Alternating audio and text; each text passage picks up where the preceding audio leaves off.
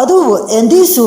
ꯀꯔꯤ ꯇꯧꯒꯗꯕꯅꯣ ꯈꯟꯕꯗ ꯃꯊꯥ ꯁꯥꯗꯨꯅ ꯂꯩꯔꯝꯃꯤ꯫ ꯃꯁꯤꯗꯒꯤ ꯔꯣꯁꯅ ꯑꯦꯟꯗꯤꯗ ꯀꯥꯔꯗ ꯑꯃ ꯄꯤꯔꯛꯇꯨꯅ ꯀꯥꯔꯗ ꯑꯁꯤ ꯄꯨꯗꯨꯅ ꯁꯤꯇꯤ ꯑꯁꯤ ꯊꯥꯗꯣꯛꯇꯨꯅ ꯈꯔ ꯂꯥꯞꯄ ꯂꯝ ꯑꯃꯗ ꯆꯠꯈ꯭ꯔꯣ ꯍꯥꯏꯗꯨꯅ ꯍꯥꯏꯔꯛꯂꯝꯃꯤ꯫ ꯃꯁꯤꯗꯒꯤ ꯑꯦꯟꯗꯤꯅ ꯑꯩ ꯁꯤꯇꯤ ꯑꯁꯤꯕꯨ ꯊꯥꯗꯣꯛꯇꯨꯅ ꯁꯨꯡꯆꯠ ꯆꯠꯂꯣꯏ, ꯑꯗꯨꯕꯨ ꯑꯩꯉꯣꯟꯗ ꯃꯇꯝ ꯈꯔ ꯄꯤꯌꯨ, ꯑꯩ ꯁꯣꯏꯗꯅꯃꯛꯀꯤ ꯑꯃꯨꯛ ꯍꯜꯂꯛꯀꯦ ꯍꯥꯏꯔꯝꯂꯒ ꯃꯐꯝ ꯑꯁꯤ ꯊꯥꯗꯣꯛꯇꯨꯅ ꯆꯠꯈꯤꯔꯝꯃꯤ꯫ ꯔꯣꯕꯥꯔꯠꯅꯁꯨ ꯐꯅ ꯀꯟꯅ ꯈꯥꯝꯈꯤ, ꯑꯗꯨꯕꯨ ꯎꯄꯥꯏ ꯂꯩꯈꯤꯗꯦ꯫ ꯃꯁꯤꯗꯒꯤ ꯃꯄꯥꯅ ꯔꯣꯁꯇ ꯎꯔꯕ ꯅꯠꯇ꯭ꯔꯣ, ꯅꯪꯅꯗꯤ ꯃꯥꯕꯨ ꯑꯗꯨꯛ ꯅꯨꯡꯁꯤꯔꯒ ꯍꯧꯖꯤꯛ ꯈꯨꯗꯣꯡꯊꯤꯕ ꯇꯥꯔꯕ ꯃꯇꯝꯁꯤꯗꯗꯤ ꯅꯪꯒꯤꯗꯃꯛꯇ ꯀꯔꯤꯁꯨ ꯈꯟꯗꯅ ꯃꯐꯝ ꯑꯁꯤ ꯊꯥꯗꯣꯛꯇꯨꯅ ꯆꯦꯟꯈ꯭ꯔꯦꯗꯣ꯫ ꯄꯨꯝꯅꯃꯛꯁꯤ ꯃꯥꯅ ꯃꯔꯝ ꯑꯣꯏꯗꯨꯅ ꯊꯣꯛꯍꯜꯂꯝꯂꯒ ꯆꯠꯈ꯭ꯔꯦꯗꯣ ꯍꯥꯏꯔꯛꯄꯗ ꯔꯣꯁꯅ ꯃꯄꯥꯕꯨ ꯀꯧꯖꯔꯗꯨꯅ ꯑꯗꯨꯝꯅ ꯍꯥꯏꯕꯤꯒꯅꯨ, ꯑꯦꯟꯗꯤꯒꯤ ꯄꯨꯛꯆꯦꯜ ꯑꯩꯅ ꯃꯨꯟꯅ ꯈꯪꯏ, ꯃꯍꯥꯛ ꯑꯔꯨꯕ ꯊꯕꯛ ꯑꯃꯒꯤ ꯁꯣꯏꯗꯅ ꯆꯠꯈꯤꯕ ꯑꯣꯏꯔꯝꯒꯅꯤ ꯍꯥꯏꯔꯛꯂꯝꯃꯤ꯫ ꯑꯁꯣꯝꯗꯅ ꯑꯦꯟꯗꯤꯗꯨ ꯒꯦꯝ ꯕꯣꯛꯁ ꯑꯗꯨ ꯄꯥꯏꯔꯗꯨꯅ ꯔꯨꯝ ꯑꯃꯗ ꯆꯪꯂꯛꯇꯨꯅ ꯁ꯭ꯋꯥꯟ ꯇ꯭ꯋꯥꯟꯒꯤ ꯔꯥꯖ꯭ꯌ ꯑꯗꯨ ꯀꯔꯤ ꯇꯧꯔꯕꯖꯥꯠꯅꯣ ꯍꯥꯏꯅ ꯈꯜꯂꯗꯨꯅ ꯒꯦꯝ ꯕꯣꯛꯁ ꯑꯗꯨꯕꯨ ꯍꯥꯡꯗꯣꯛꯇꯨꯅ ꯌꯦꯡꯂꯝꯃꯤ꯫ ꯃꯇꯝꯁꯤꯗ ꯃꯍꯥꯛꯅ ꯍꯥꯡꯗꯣꯛꯇꯨꯅ ꯌꯦꯡꯂꯨꯕꯗ ꯁ꯭ꯋꯥꯟ ꯇ꯭ꯋꯥꯟꯒꯤ ꯔꯥꯖ꯭ꯌ ꯑꯁꯤꯗ ꯁꯛꯇꯤ ꯂꯩꯔꯕ ꯄꯥꯋꯔꯐꯨꯜ ꯑꯣꯏꯔꯕ ꯃꯤꯑꯣꯏ ꯑꯃ ꯂꯥꯛꯇꯨꯅ ꯈꯠꯅ ꯆꯩꯅꯕꯒꯤ ꯃꯑꯣꯡ ꯃꯇꯧ ꯑꯗꯨ ꯃꯍꯥꯛꯅ ꯎꯔꯝꯃꯤ꯫ ꯃꯁꯤꯗꯒꯤ ꯐꯠꯇ꯭ꯔꯕ ꯃꯤꯑꯣꯏ ꯑꯗꯨꯅ ꯅꯣꯛꯂꯗꯨꯅ ꯑꯩꯒꯤ ꯄꯥꯋꯔꯐꯨꯜ ꯑꯣꯏꯔꯕ ꯅꯥꯝꯃꯤꯇ꯭ꯔꯨꯒꯤ ꯁꯛꯇꯤ ꯁꯤꯖꯤꯟꯅꯗꯨꯅ ꯅꯈꯣꯏꯒꯤ ꯔꯥꯖ꯭ꯌ ꯑꯁꯤ ꯇꯨꯝꯅ ꯃꯥꯡꯍꯟꯒꯅꯤ ꯍꯥꯏꯔꯗꯨꯅ ꯃꯍꯥꯛꯀꯤ ꯁꯛꯇꯤ ꯑꯁꯤꯅ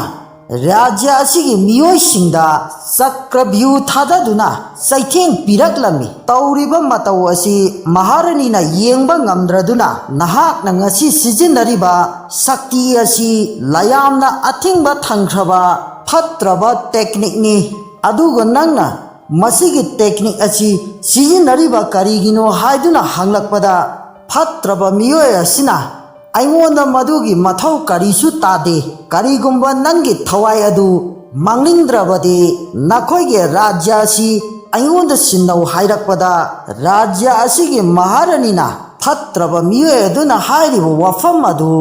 ꯌꯥꯈꯤꯔꯝꯗꯦ꯫ ꯃꯁꯤꯗꯒꯤ ꯃꯍꯥꯔꯥꯅꯤꯅ ꯌꯥꯅꯤꯡꯗ꯭ꯔꯗꯨꯅ ꯃꯈꯣꯏ ꯑꯅꯤ ꯁꯛꯇꯤ ꯀꯥꯞꯅꯔꯛꯂꯝꯃꯤ꯫ ꯑꯗꯨꯕꯨ ꯃꯍꯥꯔꯥꯅꯤ ꯑꯗꯨ ꯐꯠꯇ꯭ꯔꯕ ꯃꯤꯑꯣꯏ ꯑꯗꯨꯒꯤ ꯃꯈꯨꯠꯇ ꯃꯥꯏꯊꯤꯔꯝꯃꯤ꯫ ꯐꯠꯇ꯭ꯔꯕ ꯃꯤꯑꯣꯏ ꯑꯁꯤꯅ ꯑꯩꯒꯤ ꯃꯩꯒꯤ ꯁꯛꯇꯤ ꯑꯁꯤꯅ ꯅꯈꯣꯏꯒꯤ ꯔꯥꯖ꯭ꯌ ꯑꯁꯤꯗ ꯂꯩꯔꯤꯕ ꯃꯤꯑꯣꯏ ꯄꯨꯝꯅꯃꯛ ꯃꯥꯡꯍꯟꯕꯇ ꯅꯠꯇꯅ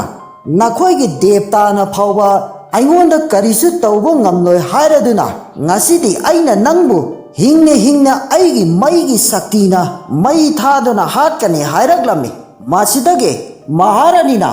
ꯄ꯭ꯔꯥꯆꯤꯟ ꯗꯦꯕꯇꯥ ꯍꯥꯏꯅ ꯀꯧꯖꯔꯗꯨꯅ ꯅꯍꯥꯛꯄꯨ ꯀꯗꯥꯏꯗ ꯂꯩꯕꯅꯣ, ꯑꯩꯈꯣꯏꯕꯨ ꯑꯃꯨꯛꯇ ꯀꯟꯕꯤꯌꯨ ꯍꯥꯏꯔꯛꯄꯗ ꯑꯦꯟꯗꯤꯅꯁꯨ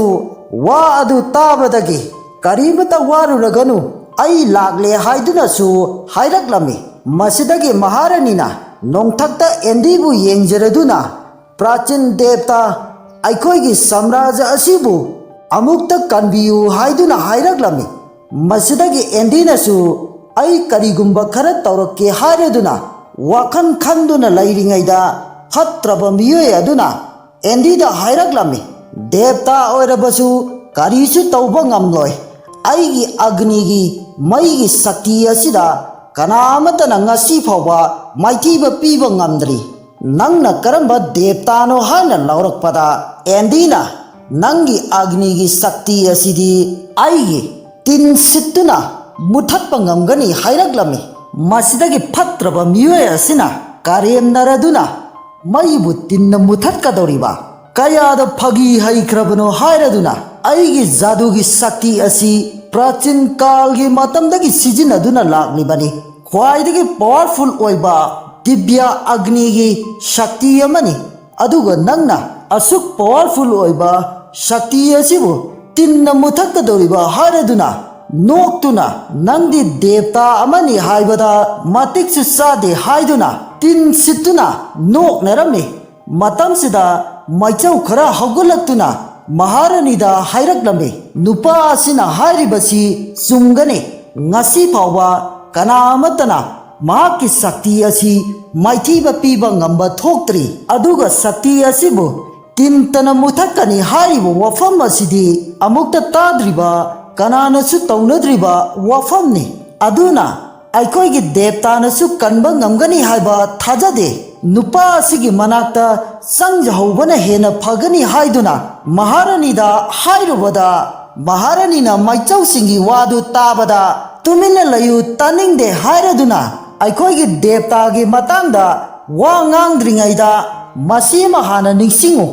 ꯑꯩꯈꯣꯏꯕꯨ ꯃꯥꯅ ꯉꯁꯤ ꯐꯥꯎꯕ ꯃꯃꯥꯡ ꯍꯛꯇꯛꯇꯒꯤ ꯀꯟꯕꯤꯗꯨꯅ ꯂꯥꯛꯂꯤ ꯑꯗꯨꯅ ꯍꯟꯗꯛꯁꯨ ꯄ꯭ꯔꯆꯤꯟ ꯗꯦꯕꯇꯥꯗ ꯍꯥꯏꯖꯒꯗꯕꯅꯤ ꯑꯩꯈꯣꯏꯕꯨ ꯀꯟꯕꯤꯅꯅꯕꯒꯤꯗꯃꯛꯇ ꯍꯥꯏꯔꯗꯨꯅ ꯑꯦꯟꯗꯤꯗ ꯗꯦꯕꯇꯥ ꯍꯥꯏꯅ ꯀꯧꯔꯗꯨꯅ ꯑꯩꯈꯣꯏꯒꯤ ꯔꯥꯖ꯭ꯌ ꯑꯁꯤꯕꯨ ꯑꯃꯨꯛꯇ ꯀꯟꯕꯤꯌꯨ ꯍꯥꯏꯗꯨꯅ ꯈꯨ ꯀꯨꯜꯂꯗꯨꯅ ꯈꯨꯔꯨꯝꯗꯨꯅ ꯍꯥꯏꯖꯔꯛꯂꯝꯃꯤ ꯇꯧꯔꯤꯕ ꯃꯇꯧ ꯑꯗꯨ ꯐꯠꯇ꯭ꯔꯕ ꯅꯨꯄꯥ ꯑꯁꯤꯅ ꯎꯕꯗꯒꯤ ꯁꯥꯎꯔꯗꯨꯅ ꯑꯩꯉꯣꯟꯗ ꯈꯨꯔꯨꯝꯗꯨꯅ ꯆꯪꯖꯔꯛꯄꯒꯤ ꯃꯍꯨꯠꯇ ꯅꯈꯣꯏꯕꯨ ꯀꯟꯕꯤꯕꯁꯨ ꯉꯝꯃꯣꯏꯗꯕ ꯗꯦꯕꯇꯥ ꯑꯁꯤꯗ ꯆꯪꯖꯔꯕꯅꯤꯅ ꯍꯧꯖꯤꯛꯇꯤ ꯅꯈꯣꯏ ꯁꯤꯅꯅꯕ ꯁꯦꯝ ꯁꯥꯔꯣ ꯍꯥꯏꯗꯨꯅ ꯃꯍꯥꯛꯀꯤ ꯑꯒꯅꯤꯒꯤ ꯁꯛꯇꯤ ꯑꯗꯨ ꯁꯤꯖꯤꯟꯅꯔꯛꯂꯝꯃꯤ ꯁꯛꯇꯤ ꯑꯁꯤꯅ ꯃꯔꯝ ꯑꯣꯏꯔꯒ ꯔꯥꯖ꯭ꯌ ꯑꯁꯤꯒꯤ ꯃꯤꯑꯣꯏꯁꯤꯡ ꯑꯁꯤ ꯃꯩꯅ ꯆꯥꯛꯄ ꯍꯧꯔꯛꯄꯗ ꯑꯦꯟꯗꯤꯅ ꯇꯤꯟ ꯁꯤꯠꯇꯨꯅ ꯃꯩ ꯑꯗꯨꯕꯨ ꯃꯨꯊꯠꯄ ꯍꯧꯔꯛꯂꯝꯃꯤ ꯑꯁꯨꯝꯅ ꯑꯦꯟꯗꯤꯒꯤ ꯇꯤꯟ ꯑꯁꯤꯅ ꯅꯣꯡ ꯑꯣꯏꯅ ꯇꯥꯔꯛꯇꯨꯅ ꯑꯒꯅꯤꯒꯤ ꯃꯩ ꯑꯗꯨꯕꯨ ꯃꯨꯊꯠꯈꯤꯔꯝꯃꯤ ꯇꯧꯔꯤꯕ ꯃꯇꯧ ꯑꯗꯨ ꯎꯕꯗ ꯁ꯭ꯋꯥꯟꯇ꯭ꯋꯥꯟꯒꯤ ꯃꯍꯥꯔꯥꯅꯤ ꯑꯗꯨꯅ ꯌꯥꯝꯅ ꯍꯔꯥꯎꯖꯔꯝꯃꯤ ꯑꯗꯨꯕꯨ ꯐꯠꯇ꯭ꯔꯕ ꯃꯤꯑꯣꯏ ꯑꯗꯨꯗꯤ ꯄꯨꯡꯉꯛ ꯉꯛꯇꯨꯅ ꯌꯦꯡꯗꯨꯅ ꯂꯩꯔꯝꯃꯤ ꯃꯁꯤꯗꯒꯤ ꯁ꯭ꯋꯥꯟꯇ꯭ꯋꯥꯟꯒꯤ ꯔꯥꯖ꯭ꯌꯒꯤ ꯃꯤꯑꯣꯏꯁꯤꯡꯅ ꯃꯈꯣꯏꯒꯤ ꯗꯦꯕꯇꯥꯒꯤ ꯇꯧꯕ ꯉꯝꯕ ꯁꯛꯇꯤ ꯑꯁꯤꯗ ꯊꯥꯒꯠꯅꯔꯗꯨꯅ ꯌꯥꯝꯅ ꯍꯔꯥꯎꯅ ꯋꯥꯔꯤ ꯁꯥꯅꯗꯨꯅ ꯂꯩꯔꯝꯃꯤ ꯃꯁꯤꯗꯁꯨ ꯅꯠꯇꯅ ꯑꯦꯟꯗꯤꯒꯤ ꯇꯤꯟ ꯑꯗꯨꯅ ꯅꯣꯡ ꯑꯣꯏꯅ ꯇꯥꯔꯛꯇꯨꯅ ꯅꯣꯡ ꯑꯗꯨꯅ ꯆꯣꯠꯄꯗꯒꯤ ꯁꯤꯈ꯭ꯔꯕ ꯃꯤꯑꯣꯏꯁꯤꯡ ꯑꯗꯨꯁꯨ ꯍꯤꯡꯒꯠꯂꯛꯄꯗ ꯅꯠꯇꯅ ꯑꯅꯥꯕ ꯑꯁꯣꯛꯄ ꯄꯨꯝꯅꯃꯛꯁꯨ ꯐꯕ ꯑꯗꯨ ꯎꯕꯗꯒꯤ ꯌꯥꯝꯅ ꯍꯔꯥꯎꯔꯗꯨꯅ ꯃꯍꯥꯔꯥꯅꯤ ꯑꯗꯨꯅ ꯗꯦꯕꯇꯥ ꯍꯥꯏꯅ ꯀꯧꯔꯗꯨꯅ ꯑꯩꯈꯣꯏꯒꯤ ꯔꯥꯖ꯭ꯌ ꯑꯁꯤꯕꯨ ꯀꯟꯕꯤꯕꯒꯤꯗꯃꯛ ꯊꯥꯒꯠꯆꯔꯤ ꯍꯥꯏꯗꯨꯅ ꯈꯨꯔꯨꯝꯗꯨꯅ ꯂꯩꯔꯤꯉꯩ ꯃꯇꯝꯗ ꯐꯠꯇ꯭ꯔꯕ ꯅꯤꯄꯥ ꯑꯗꯨ ꯌꯥꯝꯅ ꯄꯥꯈꯠꯅ ꯃꯁꯤꯒꯤ ꯄ꯭ꯔꯆꯤꯟ ꯗꯦꯕꯇꯥ ꯑꯁꯤꯗꯤ ꯑꯊꯣꯏꯕꯅꯤ ꯍꯥꯏꯔꯗꯨꯅ ꯑꯩꯒꯤ ꯁꯛꯇꯤ ꯑꯁꯤꯗꯤ ꯃꯤꯀꯨꯞ ꯑꯃꯗ ꯃꯍꯥꯛꯀꯤ ꯇꯤꯟꯅ ꯃꯥꯡꯍꯜꯂꯕ ꯍꯥꯏꯗꯨꯅ ꯈꯟꯗꯨꯅ ꯂꯩꯔꯤꯉꯩꯗ ꯃꯍꯥꯛꯀ ꯂꯥꯛꯃꯤꯟꯅꯕ ꯈꯣꯡꯃꯤ ꯂꯥꯟꯃꯤꯁꯤꯡ ꯑꯗꯨ ꯀꯤꯕꯗꯒꯤ ꯃꯐꯝ ꯑꯗꯨ ꯊꯥꯗꯣꯛꯇꯨꯅ ꯆꯦꯟꯈꯤꯕꯗꯨ ꯃꯍꯥꯛꯅ ꯀꯟꯅ ꯈꯥꯝꯖꯔꯝꯃꯤ ꯑꯗꯨꯕꯨ ꯎꯄꯥꯏ ꯂꯩꯈꯤꯗꯦ ꯃꯐꯝ ꯑꯗꯨ ꯊꯥꯗꯣꯛꯇꯨꯅ ꯂꯣꯏꯅ ꯆꯦꯟꯈꯤꯔꯝꯃꯤ ꯃꯁꯤꯗꯒꯤ ꯑꯦꯟꯗꯤꯅ ꯀꯗꯥꯏꯗꯅꯣ ꯅꯪꯅ ꯀꯣꯌꯦꯡ ꯌꯦꯡꯂꯤꯕꯗꯨ ꯍꯧꯖꯤꯛꯇꯤ ꯅꯪꯒꯤ ꯇꯔꯟ ꯑꯃꯨꯛ ꯇꯥꯔꯦ ꯍꯥꯏꯗꯨꯅ ꯈꯨꯗꯣꯝꯕꯤꯅ ꯊꯤꯟꯗꯠꯇꯨꯅ ꯍꯥꯠꯀꯦ ꯇꯧꯕꯗ ꯐꯠꯇ꯭ꯔꯕ ꯅꯨꯄꯥ ꯑꯁꯤꯅ ꯀꯤꯕ ꯍꯦꯟꯃꯟꯈ꯭ꯔꯗꯨꯅ ꯑꯩ ꯌꯥꯝꯅ ꯁꯣꯏꯈ꯭ꯔꯦ ꯑꯩꯕꯨ ꯑꯃꯨꯛꯇ ꯉꯥꯛꯄꯤꯌꯨ ꯉꯥꯛꯄꯤꯐꯝ ꯊꯣꯛꯇ꯭ꯔꯕ ꯏꯔꯥꯜ ꯑꯁꯤꯕꯨ ꯑꯩꯕꯨ ꯃꯐꯝ ꯑꯁꯤꯗꯒꯤ ꯑꯃꯨꯛꯇ ꯊꯥꯗꯣꯛꯄꯤꯌꯨ ꯍꯥꯏꯗꯨꯅ ꯍꯥꯏꯖꯔꯛꯂꯝꯃꯤ ꯃꯁꯤꯗꯒꯤ ꯃꯍꯥꯔꯥꯅꯤꯅ ꯃꯍꯥꯛꯄꯨ ꯀꯩꯗꯧꯅꯨꯡꯗ ꯉꯥꯛꯄꯤꯒꯅꯨ ꯌꯥꯝꯅ ꯐꯠꯇꯕ ꯃꯤꯅꯤ ꯍꯥꯏꯔꯛꯄꯗ ꯑꯦꯟꯗꯤꯅ ꯅꯪꯅ ꯍꯥꯏꯔꯤꯕ ꯋꯥꯗꯨ ꯑꯆꯨꯝꯕꯅꯤ ꯍꯥꯏꯔꯗꯨꯅ ꯉꯥꯛꯄꯤꯐꯝ ꯊꯣꯛꯇ꯭ꯔꯕ ꯃꯤꯑꯣꯏ ꯑꯁꯤ ꯀꯔꯤ ꯁꯖꯥꯏ ꯄꯤꯁꯤꯒꯦ ꯍꯥꯏꯔꯛꯄꯗ ꯅꯨꯄꯥ ꯑꯗꯨ ꯄꯥꯈꯠꯂꯗꯨꯅ ꯅꯠꯇꯦ ꯑꯩꯕꯨ ꯑꯃꯨꯛꯇ ꯀꯟꯕꯤꯌꯨ ꯍꯥꯏꯔꯗꯨꯅ ꯑꯩꯒꯤ ꯏꯐꯝꯗ ꯗꯤꯕ꯭ꯌ ꯃꯟꯇ꯭ꯔꯒꯤ ꯂꯥꯏꯔꯤꯛꯁꯨ ꯂꯩ ꯑꯗꯨꯒ ꯆꯍꯤ ꯀꯌꯥꯗꯒꯤ ꯁꯤꯖꯤꯟꯅꯔꯛꯂꯕ ꯁꯟꯔꯛꯁꯤꯠ ꯈꯖꯥꯅꯥꯁꯨ ꯂꯩ ꯃꯁꯤ ꯂꯧꯔꯣ ꯑꯩꯒꯤ ꯊꯋꯥꯏꯕꯨ ꯑꯃꯨꯛꯇ ꯀꯟꯕꯤꯌꯨ ꯍꯥꯏꯔꯛꯄꯗ ꯑꯦꯟꯗꯤꯅ ꯀꯗꯥꯏꯅꯣ ꯑꯗꯨꯗꯤ ꯍꯥꯏꯗꯨꯅꯁꯨ ꯍꯪꯂꯛꯂꯝꯃꯤ ꯃꯁꯤꯗꯒꯤ ꯅꯨꯄꯥ ꯑꯁꯤꯅ ꯑꯩꯕꯨ ꯍꯥꯠꯄꯤꯔꯣꯏ ꯀꯟꯕꯤꯒꯅꯤ ꯍꯥꯏꯔꯕꯅꯤꯅ ꯗꯤꯕ꯭ꯌ ꯃꯟꯇ꯭ꯔ ꯑꯃꯗꯤ ꯁꯟꯔꯛꯁꯤꯠ ꯈꯖꯥꯅꯥ ꯑꯁꯤꯁꯨ ꯂꯧꯖꯔꯣ ꯍꯥꯏꯗꯨꯅ ꯄꯤꯊꯣꯔꯛꯂꯝꯃꯤ ꯃꯁꯤꯗꯒꯤ ꯑꯦꯟꯗꯤꯅ ꯍꯥꯏꯔꯤꯕꯁꯤꯡ ꯑꯗꯨ ꯂꯧꯁꯤꯟꯗꯨꯅ ꯌꯦꯡꯗꯨꯅ ꯂꯩꯔꯝꯃꯤ ꯃꯁꯤꯗꯒꯤ ꯃꯍꯥꯛꯅ ꯅꯨꯄꯥ ꯑꯗꯨꯗ ꯍꯥꯏꯔꯛꯂꯝꯃꯤ ꯅꯪꯒꯤꯁꯦ ꯑꯩꯉꯣꯟꯗ ꯑꯉꯥꯎꯕ ꯁꯦꯝꯂꯤꯕ꯭ꯔꯥ ꯒ꯭ꯌꯥꯟ ꯃꯦꯟ ꯇꯥꯗꯕ ꯂꯥꯏꯔꯤꯛ ꯑꯃꯒ ꯀꯥꯟꯅꯗ꯭ꯔꯕ ꯅꯨꯡ ꯑꯁꯤꯒ ꯅꯪꯒꯤꯁꯦ ꯑꯩꯉꯣꯟꯗ ꯆꯥꯟꯅꯔꯤꯕ꯭ꯔꯥ ꯍꯥꯏꯅ ꯍꯪꯂꯛꯄꯗ ꯅꯨꯄꯥ ꯑꯁꯤꯅ ꯅꯠꯇꯦ ꯍꯥꯏꯔꯗꯨꯅ ꯂꯥꯏꯔꯤꯛ ꯑꯁꯤ ꯑꯩꯈꯣꯏꯒꯤ ꯏꯄꯥ ꯏꯄꯨꯅ ꯁꯤꯖꯤꯟꯅꯔꯝꯕ ꯌꯥꯝꯅ ꯄꯋꯥꯔꯐꯨꯜ ꯑꯣꯏꯕ ꯄꯨꯌꯥ ꯃꯈꯜ ꯑꯃꯅꯤ ꯃꯁꯤꯗ ꯒ꯭ꯌꯥꯟ ꯑꯃꯗꯤ ꯗꯤꯕ꯭ꯌ ꯁꯛꯇꯤꯒꯤ ꯂꯥꯏꯋꯥ ꯇꯤꯟꯋꯥ ꯈꯛꯇ ꯅꯠꯇꯅ swargagi lammisingi thawaiga punchinduna siamba nung makhal amani madu nangna sijininingba matamda swargagi lammising adu nung adugi matingna sijinaba yagani su hairaklami endina wa pumnamak taraba matungdagi nupa adu hingna mafam adudagi thadokpikhirami masidagi mahana khanjarami lairik amadi nung asigi matingna hunter family di yamna laina maithiba piba ngamani haiduna khanjarami asomdana hunter family gi mapa macha amadi god singa loinana rose ki family gi manakta endi bu thiba laklami god sing aduna su rose ki family singbu pukoi koisinduna leptuna laikhirami rose na tauriba matau aduda sauraduna nakhoina tauribasi pukchen yamna pikmali hairakpada rocky gi mapana haujiksu matam lairi hairaduna endi haiba nupa adu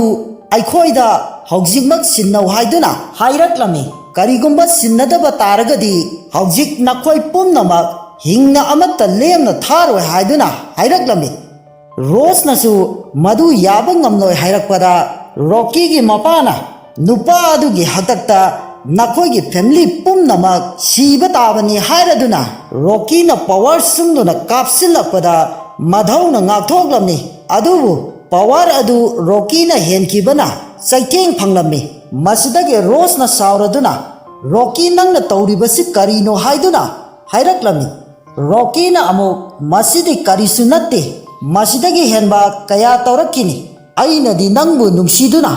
aigi taloi oininglubani adubu nangdi endegi bhut changduna laikre nangi nakoktu haujikti nakhoigi family asi ai khutta lairabanina haujikti nang aigi oidaba yadre nangna phana yadrabasu aina nangbu namdana soidana laugani hairakpada rose ki mamana wadu tabada sauraduna kaidaunungda ichanupi asi nangonda piroi aikhoina di nangse yamna phaba ichamakni khallubani adubu nangdi khwaidagi phattaba angang haibadu oiramle haiduna hairaklami rocky na amuk phare adudi aina haujik kari tauba ngammage hairaduna madhau adu makhori charam metuna thagalaklami masidagi rocky gi mapana amuk aroiba oina chance pibige endi adu athuba matamda haujikmak aikhoida sinnau adu nattaba taragadi haujik oiriba pibam asidagi amukki hena afaba oiroi hairakpada rose ki madhauna izzat amada phajana hairabadi thawai phawba pithok pige madudi nattana hantaba miyeng amada ngammani matagum tauba thabak adudi nakhoina phana dhamka tauduna su nakhoina ngangba wadi aikhoina kaidaunungda yaroi haina hairakpada rocky gi mapana karisu nattaba nakhoida kari tawbagi nonjaraga haigadoribano nakhoina haujik yadrabanina sidanaba sem saro haiduna hairakpada rocky na rose ki madhauda saitheng pirammi madu ubada rose yamna kaplammi matamsida ikhang khanghaudana endi adu phaglang amagi manungdagi super power ga loinana thoraktuna karigumba idauda aso apan piba taragadi aina nakhoi pumnamakki thawai lauthokani haiduna lauraklami masidagi rose na endi bu kauraduna nang mafam asida amuk hana kaidauba laklibano haina hanglakpada madhaudi tungda leptuna lairiba endi adu udabanina haujik oiriba pibam asida karamna mafam asida endi lakadoribano hairakpada rocky na endi bu kauraduna nang lakti lakledana haujik adubo mafam asida karamna changaklibano haina hanglubada god amana yamna pakhana endi na changlakpagi matau adu mahakti uhaubanina phaklang asidagi phaujillaga changakpani hairakpada wadu tabada sauningboy lakpoi madau adu inthoklamlaga god aduda phaklang asidagi bo karamna phaujillaga changakadoribano mabu jadugara haina hanglakpada mapana amuk hairaklami endi nangna jadu tawduna atopa mi kayabudi sumatpa ngamnamba yai adubu aikhoidadi madu chatnaroi aisu jadugar asi phanayam thengnaduna laklabani hairakpada endina ꯆꯦꯞꯊ ꯌꯦꯡꯗꯨꯅ ꯅꯈꯣꯏꯒꯤ ꯃꯤ ꯑꯁꯤꯗꯤ ꯌꯥꯝꯃꯟꯗꯦ ꯈꯔ ꯌꯥꯝꯅ ꯄꯨꯔꯛꯄ ꯌꯥꯗ꯭ꯔꯥ ꯍꯥꯏꯅ ꯍꯥꯏꯔꯛꯂꯝꯃꯤ꯫ ꯔꯣꯀꯤꯅ ꯑꯃꯨꯛ ꯃꯤ ꯈꯔꯁꯤ ꯎꯕꯗ ꯀꯤꯕ ꯐꯥꯎꯔꯕ꯭ꯔꯥ? ꯍꯧꯖꯤꯛꯁꯨ ꯃꯇꯝ ꯄꯤꯕꯤꯒꯦ, ꯑꯩ ꯑꯃꯗꯤ ꯄꯥꯕꯨꯡꯒꯤ ꯃꯐꯝꯗ ꯁꯣꯏꯈ꯭ꯔꯦ ꯂꯥꯟꯈ꯭ꯔꯦ ꯍꯥꯏꯗꯨꯅ ꯈꯨꯔꯨꯝꯗꯨꯅ ꯍꯥꯏꯖꯧ, ꯅꯠꯇ꯭ꯔꯕꯗꯤ ꯂꯥꯛꯂꯤꯕ ꯒꯥꯔꯗꯁꯤꯡ ꯑꯁꯤꯅ ꯅꯈꯣꯡ ꯅꯈꯨꯠ ꯊꯨꯗꯦꯛꯇꯨꯅ ꯍꯧꯒꯨꯠ ꯀꯥꯡꯈꯠꯄ ꯉꯝꯂꯣꯏ꯫ ꯑꯗꯨꯒ ꯍꯥꯏꯕꯤꯗꯦ ꯍꯥꯏꯅꯨ, ꯂꯣꯏꯁꯤꯜꯂꯛꯄꯗ ꯅꯉꯣꯟꯗ ꯈꯨꯔꯝꯕꯒꯤ ꯃꯇꯝ ꯄꯤꯗꯦ ꯍꯥꯏꯅ ꯋꯥꯔꯧꯕꯗꯤ ꯇꯧꯔꯛꯀꯅꯨ ꯍꯥꯏꯅ ꯍꯥꯏꯔꯛꯄꯗ ꯔꯣꯀꯤꯒꯤ ꯃꯄꯥꯅ ꯑꯃꯨꯛ ꯉꯁꯤꯗꯤ ꯍꯟꯇꯔ ꯐꯦꯃꯤꯂꯤꯅ ꯁꯤꯌꯥꯡꯂꯦꯟꯒꯤ ꯐꯦꯃꯤꯂꯤ ꯄꯨꯝꯅꯃꯛ ꯃꯨꯊꯠꯇꯨꯅ ꯁꯪꯁꯥꯔ ꯑꯁꯤꯗ ꯃꯥꯔꯁꯤꯌꯦꯜ ꯑꯥꯔꯠꯀꯤ ꯅꯤꯡꯊꯧ ꯑꯣꯏꯅ ꯑꯩꯈꯣꯏꯅ ꯔꯥꯖ ꯇꯧꯔꯒꯗꯕꯅꯤ ꯍꯥꯏꯅꯁꯨ ꯍꯥꯏꯔꯛꯂꯝꯃꯤ꯫ ꯑꯦꯟꯗꯤꯅ ꯑꯃꯨꯛ ꯌꯥꯝꯅꯕꯨ ꯐꯩꯅꯦ, ꯈꯟꯕꯤꯌꯨ ꯍꯥꯏꯔꯗꯨꯅ, ꯑꯗꯨꯕꯨ ꯅꯈꯣꯏꯒꯤ ꯒꯥꯔꯗ ꯈꯔꯁꯤꯅꯗꯤ ꯃꯥꯏ ꯄꯥꯛꯀꯅꯤ ꯍꯥꯏꯕꯗꯨꯗꯤ ꯊꯥꯖꯗꯦ ꯍꯥꯏꯔꯨꯕꯗ ꯔꯣꯁꯅ ꯑꯦꯟꯗꯤꯗ ꯃꯈꯣꯏꯗ ꯑꯗꯨꯝꯅ ꯍꯥꯏꯔꯒ ꯁꯥꯎꯍꯟꯒꯅꯨ ꯍꯥꯏꯗꯨꯅꯁꯨ ꯍꯥꯏꯔꯛꯂꯝꯃꯤ꯫ ꯃꯁꯤꯗꯒꯤ ꯔꯣꯀꯤꯅ ꯈꯨꯕꯥꯛ ꯈꯨꯗꯨꯅ, ꯑꯦꯟꯗꯤ ꯅꯪꯁꯦ ꯁꯤꯅꯤꯡꯕꯅ ꯅꯁꯥꯗꯨ ꯌꯥꯝꯅ ꯉꯥꯏꯉꯝ ꯁꯤꯡꯉꯝꯗ꯭ꯔꯕ꯭ꯔꯥ ꯀꯔꯤꯅꯣꯝꯃ ꯇꯧꯔꯦ ꯍꯥꯏꯗꯨꯅ, ꯀꯔꯤꯒꯨꯝꯕ ꯅꯪꯅ ꯑꯩꯈꯣꯏꯒꯤ ꯒꯥꯔꯗꯁꯤꯡ ꯑꯁꯤ ꯌꯥꯝꯗꯦ ꯍꯥꯏꯅ ꯈꯜꯂꯤꯕꯗꯨ ꯀꯩꯁꯨ ꯅꯠꯇꯕ ꯑꯩꯈꯣꯏꯒꯤ ꯒꯥꯔꯗ ꯑꯃꯅ ꯐꯥꯎꯕ ꯅꯪꯗꯤ ꯂꯣꯏꯁꯤꯟꯕ ꯉꯝꯒꯅꯤ, ꯑꯗꯨꯒ ꯅꯪꯅ ꯋꯥꯖꯥꯎ ꯉꯥꯡꯂꯤꯕꯗꯨ ꯌꯥꯝꯅ ꯊꯨꯅ ꯁꯤꯅꯤꯡꯂꯕ꯭ꯔꯥ ꯍꯥꯏꯅ ꯍꯥꯏꯔꯛꯄꯗ ꯔꯣꯀꯤꯒꯤ ꯃꯄꯥꯅ ꯃꯇꯝ ꯃꯥꯡꯍꯟꯗꯨꯅ ꯂꯩꯔꯒꯅꯨ, ꯃꯈꯣꯏꯁꯤꯡ ꯑꯁꯤ ꯂꯣꯏꯁꯤꯜꯂꯨ ꯍꯥꯏꯗꯨꯅ ꯍꯥꯏꯈꯤꯔꯝꯃꯤ꯫ ꯒꯥꯔꯗꯁꯤꯡ ꯑꯗꯨꯁꯨ ꯈꯨꯠ ꯊꯥꯒꯦ ꯍꯥꯏꯅ ꯆꯦꯟꯁꯤꯜꯂꯛꯄꯗ ꯑꯦꯟꯗꯤꯅ ꯉꯥꯏꯈꯣ ꯍꯥꯏꯗꯨꯅ ꯈꯥꯝꯂꯛꯂꯝꯃꯤ꯫ ꯃꯁꯤꯗꯒꯤ ꯔꯣꯀꯤꯅ ꯑꯃꯨꯛ ꯑꯦꯟꯗꯤꯗ ꯀꯤꯔꯕ꯭ꯔꯥ ꯍꯥꯏꯗꯨꯅ ꯍꯪꯂꯛꯂꯝꯃꯤ꯫ ꯀꯔꯤꯒꯨꯝꯕ ꯅꯪꯅ ꯉꯥꯛꯄꯤꯌꯨ ꯍꯥꯏꯅ ꯈꯨꯔꯝꯕ ꯄꯥꯝꯂꯒꯁꯨ ꯈꯨꯔꯨꯝꯕ ꯌꯥꯒꯅꯤ ꯍꯥꯏꯔꯛꯄꯗ ꯑꯦꯟꯗꯤꯅ ꯅꯪꯒꯤ ꯃꯤ ꯈꯔꯁꯤꯗꯗꯤ ꯑꯩ ꯀꯔꯤꯁꯨ ꯀꯤꯕ ꯐꯥꯎꯗꯦ ꯍꯥꯏꯔꯝꯂꯒ ꯉꯁꯥꯏ ꯒꯦꯝ ꯕꯣꯛꯁ ꯑꯗꯨꯗꯒꯤ ꯐꯪꯂꯛꯄ ꯅꯨꯡꯁꯤꯡ ꯑꯗꯨ ꯂꯧꯊꯣꯔꯛꯂꯝꯃꯤ꯫ ꯃꯁꯤꯗꯒꯤ ꯑꯃꯨꯛ ꯔꯣꯀꯤꯅ ꯀꯔꯤ ꯑꯃꯨꯛ ꯇꯧꯅꯕꯅꯣ ꯒꯨꯂꯤ ꯑꯃꯨꯛ ꯂꯧꯊꯣꯔꯛꯂꯤꯗꯨꯅ ꯁꯤꯗ꯭ꯔꯤꯉꯩ ꯃꯃꯥꯡꯗ ꯑꯔꯥꯝ ꯈꯧꯔꯥꯡꯕ ꯀꯣꯛꯅꯅꯕ ꯆꯥꯒꯦ ꯍꯥꯏꯔꯤꯕ꯭ꯔꯥ ꯍꯥꯏꯅ ꯍꯥꯏꯔꯛꯄꯗ ꯑꯦꯟꯗꯤꯅ ꯑꯃꯨꯛ ꯑꯔꯥꯝ ꯈꯧꯔꯥꯡꯕ ꯀꯣꯛꯅꯅꯕ ꯅꯠꯇꯦ, ꯍꯟꯇꯔ ꯐꯦꯃꯤꯂꯤꯕꯨ ꯁꯪꯁꯥꯔ ꯑꯁꯤꯗꯒꯤ ꯂꯣꯏꯁꯤꯟꯅꯕꯅꯤ, ꯃꯁꯤ ꯏꯆꯝ ꯆꯝꯕ ꯒꯨꯂꯤ ꯅꯠꯇꯦ, ꯃꯁꯤ ꯑꯩꯒꯤ ꯂꯥꯟꯃꯤꯅꯤ, ꯅꯈꯣꯏꯕꯨ ꯂꯣꯏꯁꯤꯟꯅꯅꯕꯒꯤꯗꯃꯛꯇꯅꯤ ꯍꯥꯏꯔꯛꯄꯗ ꯔꯣꯀꯤ ꯑꯗꯨ ꯋꯥꯗꯨ ꯇꯥꯕꯗ ꯌꯥꯝꯅ ꯀꯟꯅ ꯅꯣꯛꯂꯝꯃꯤ꯫ ꯀꯔꯤ ꯍꯥꯏꯕ? ꯅꯪꯅ ꯍꯥꯏꯔꯤꯕꯕꯨ ꯒꯨꯂꯤ ꯑꯁꯤꯗꯒꯤ ꯖꯥꯗꯨꯒꯤ ꯇꯥꯏꯞꯇ ꯂꯥꯟꯃꯤ ꯑꯣꯜꯂꯒ ꯊꯣꯔꯛꯀꯗꯧꯔꯤꯕ? ꯅꯪꯒꯤ ꯃꯊꯣꯡ ꯃꯔꯝ ꯈꯪꯗꯕ ꯒꯨꯂꯤ ꯑꯗꯨꯗꯒꯤꯕꯨ ꯀꯔꯝꯅ ꯂꯥꯟꯃꯤ ꯑꯣꯜꯂꯒ ꯊꯣꯔꯛꯀꯗꯧꯔꯤꯕꯅꯣ? ꯅꯪꯕꯨ ꯍꯤꯔꯝ ꯈꯨꯗꯤꯡꯃꯛꯇ ꯐꯥꯒꯤ ꯑꯣꯏꯅ ꯂꯣꯏꯅ ꯈꯜꯂꯕ꯭ꯔꯥ? ꯃꯁꯤ ꯑꯉꯥꯡ ꯃꯆꯥꯒꯤ ꯂꯥꯟꯐꯝ ꯅꯠꯇꯦ, ꯃꯁꯤ ꯑꯁꯦꯡꯕ ꯂꯥꯟꯐꯝꯅꯤ ꯍꯥꯏꯔꯛꯄꯗ ꯃꯅꯥꯎꯅꯨꯄꯥ ꯔꯣꯕꯥꯔꯠꯅ ꯃꯙꯧꯕꯨ ꯀꯧꯔꯗꯨꯅ, ꯌꯦꯡꯉꯨ ꯃꯥꯅ ꯇꯧꯔꯤꯕꯁꯤ, ꯃꯥꯒꯤꯗꯃꯛꯇ ꯑꯩꯈꯣꯏꯅ ꯂꯥꯟꯊꯦꯡꯅꯔꯤ, ꯑꯗꯨꯒ ꯃꯥꯅ ꯑꯩꯈꯣꯏꯕꯨ ꯀꯟꯅꯅꯕꯒꯤꯗꯃꯛꯇ ꯒꯨꯂꯤ ꯄꯨꯔꯛꯏ ꯍꯥꯏꯔꯤꯁꯤꯕꯨ ꯀꯔꯤꯁꯨ ꯀꯥꯟꯅꯔꯣꯏꯗꯕꯗ ꯃꯥꯒꯤ ꯒꯨꯂꯤ ꯑꯁꯤꯅ ꯀꯔꯤꯁꯨ ꯇꯧꯕ ꯉꯝꯂꯣꯏ ꯍꯥꯏꯔꯛꯄꯗ ꯔꯣꯁꯅ ꯃꯅꯥꯎꯅꯨꯄꯥ ꯔꯣꯕꯥꯔꯠꯄꯨ ꯇꯨꯃꯤꯟꯅ ꯂꯩꯌꯨ ꯍꯥꯏꯔꯗꯨꯅ ꯑꯦꯟꯗꯤꯗ ꯑꯃꯨꯛ ꯑꯩꯅ ꯅꯪꯕꯨ ꯃꯐꯝ ꯑꯁꯤ ꯊꯥꯗꯣꯛꯇꯨꯅ ꯂꯥꯞꯅ ꯆꯠꯈ꯭ꯔꯣ ꯍꯥꯏꯔꯒ ꯅꯪꯅ ꯑꯃꯨꯛ ꯃꯐꯝ ꯑꯁꯤꯗ ꯀꯩꯗꯧꯕꯒꯤ ꯂꯥꯛꯂꯤꯕꯅꯣ ꯍꯥꯏꯔꯛꯄꯗ ꯔꯣꯁꯀꯤ ꯃꯄꯥꯅ ꯑꯃꯨꯛ ꯑꯦꯟꯗꯤꯗ ꯍꯥꯏꯔꯛꯂꯝꯃꯤ, ꯁꯤꯕ ꯀꯤꯗꯅ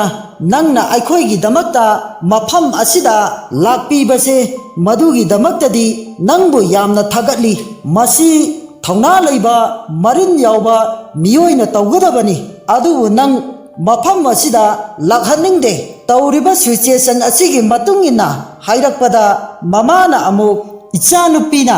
ꯅꯨꯡꯁꯤꯅ ꯆꯣꯏꯁ ꯇꯧꯗꯨꯅ ꯈꯜꯂꯛꯂꯤꯕ ꯅꯨꯄꯥ ꯑꯁꯤꯕꯨꯗꯤ ꯃꯇꯤꯛ ꯆꯥꯏ, ꯃꯍꯥꯛꯅ ꯃꯐꯝ ꯑꯁꯤꯗ ꯑꯩꯈꯣꯏꯒꯤꯗꯃꯛꯇ ꯊꯋꯥꯏ ꯊꯥꯕꯗꯤ ꯄꯥꯝꯗꯦ ꯍꯥꯏꯗꯨꯅꯁꯨ ꯍꯥꯏꯔꯛꯂꯝꯃꯤ꯫ ꯃꯁꯤꯗꯒꯤ ꯑꯦꯟꯗꯤꯅ ꯑꯃꯨꯛ ꯑꯩꯅ ꯃꯐꯝ ꯑꯁꯤꯗ ꯂꯥꯛꯄꯗꯤ ꯑꯩ ꯅꯈꯣꯏ ꯃꯌꯥꯝꯕꯨ ꯀꯟꯅꯅꯕꯒꯤꯗꯃꯛꯇ ꯂꯥꯛꯄꯅꯤ ꯍꯥꯏꯔꯛꯄꯗ ꯃꯁꯤꯗꯒꯤ ꯃꯙꯧꯅ ꯑꯃꯨꯛ ꯑꯦꯟꯗꯤꯗ ꯅꯪꯅ ꯈꯜꯂꯤꯕ ꯋꯥꯈꯜ ꯑꯗꯨꯕꯨꯗꯤ ꯌꯥꯝꯅ ꯐꯩ, ꯑꯗꯨꯕꯨ ꯃꯈꯣꯏꯗꯤ ꯌꯥꯝꯅ ꯄꯥꯋꯔꯐꯨꯜ ꯑꯣꯏꯕ ꯃꯄꯥꯡꯒꯜ ꯀꯟꯕ ꯃꯤꯑꯣꯏ ꯉꯥꯛꯇꯅꯤ, ꯅꯍꯥꯛꯅ ꯀꯟꯒꯦ ꯍꯥꯏꯔꯒꯗꯤ ꯑꯩꯈꯣꯏ ꯃꯌꯥꯝꯕꯨ ꯀꯟꯕ ꯉꯝꯗ꯭ꯔꯕꯁꯨ ꯅꯪꯅ ꯉꯝꯒꯗꯕ ꯆꯥꯡꯗ ꯑꯩꯈꯣꯏꯕु ꯀꯟꯕꯤꯌꯨ ꯍꯥꯏꯗꯨꯅ ꯍꯥꯏꯔꯛꯈꯤꯔꯝꯃꯤ꯫ ꯃꯁꯤꯗꯒꯤ ꯑꯦꯟꯗꯤꯅ ꯀꯔꯤꯃꯠꯇ ꯈꯜꯂꯨꯔꯅꯨ ꯍꯥꯏꯔꯗꯨꯅ ꯃꯄꯥꯡꯒꯜ ꯀꯜꯂꯕ ꯑꯩꯒꯤ ꯂꯥꯟꯃꯤ ꯃꯌꯥꯝ ꯑꯁꯤꯅ ꯃꯈꯣꯏꯕꯨ ꯃꯥꯏꯊꯤꯕ ꯄꯤꯗꯨꯅ ꯁꯣꯏꯗꯅ ꯀꯟꯒꯅꯤ ꯍꯥꯏꯔꯛꯄꯗ ꯔꯣꯀꯤꯒꯤ ꯃꯄꯥꯅ ꯅꯪꯅ ꯉꯥꯡꯅꯤꯡꯕ ꯉꯥꯡꯕ ꯌꯥꯕ ꯀꯌꯥ ꯑꯃ ꯉꯥꯡꯍꯜꯂꯦꯗꯅ ꯍꯧꯖꯤꯛꯇꯤ ꯑꯩꯒꯤ ꯒꯥꯔꯗꯁꯤꯡ ꯑꯁꯤꯒ ꯃꯥꯏꯊꯦꯡꯅꯒꯗꯕꯅꯤ ꯍꯥꯏꯔꯗꯨꯅ ꯃꯍꯥꯛꯀꯤ ꯒꯥꯔꯗꯁꯤꯡꯗ ꯃꯈꯣꯏꯁꯤꯡ ꯑꯁꯤ ꯍꯥꯠꯂꯣ ꯍꯥꯏꯗꯨꯅ ꯑꯣꯔꯗꯔ ꯇꯧꯈꯤꯔꯝꯃꯤ ꯃꯁꯤꯗꯒꯤ ꯃꯈꯣꯏꯒꯤ ꯒꯥꯔꯗꯁꯤꯡ ꯑꯗꯨꯁꯨ ꯑꯦꯟꯗꯤꯕꯨ ꯍꯥꯠꯅꯅꯕꯒꯤꯗꯃꯛꯇ ꯃꯅꯥꯛ ꯇꯝꯅ ꯆꯦꯟꯁꯤꯟꯈꯤꯕꯗ ꯑꯦꯟꯗꯤꯅꯁꯨ ꯒꯦꯝ ꯕꯣꯛꯁ ꯑꯗꯨꯗꯒꯤ ꯐꯪꯂꯛꯄ ꯒꯨꯂꯤꯁꯤꯡ ꯑꯗꯨ ꯂꯩꯃꯥꯏꯊꯛꯇ ꯃꯍꯥꯛꯅ ꯂꯪꯈꯤꯕꯗꯒꯤ ꯒꯨꯂꯤꯁꯤꯡ ꯑꯗꯨꯗꯒꯤ इखंग खंगहौदना लानमी कया थोरकलमी हाइरिबा लानमीसिंग असिना एंदीबु उबदा प्राचीन देवताबु खुरुमजरी हाइरदुना खु कुल्लदुना लानमीसिंग अदुना खुरमलकलमी मखा ताबदी मथंगी एपिसोड अमुक मियेंग तामिनसी ngasiगी oinadi matang asida loisinjage loina channel asibu subscribe tawdaba yauragadi subscribe tawsin biramo channel asibu support tawbibu oina masina maram oiraga makha tana video semba matamda aingondasu thauna ama oinanabagi damakta karigumba drama asida wahai watada asoiba ahenba awatpa yauragasu अपांगबनी खंदुना ngakpinaba haidunasु amuk hanna ikoknona kurumduna haijari masi hairaga mayamdagi kainanaba amuk hanna kurumjari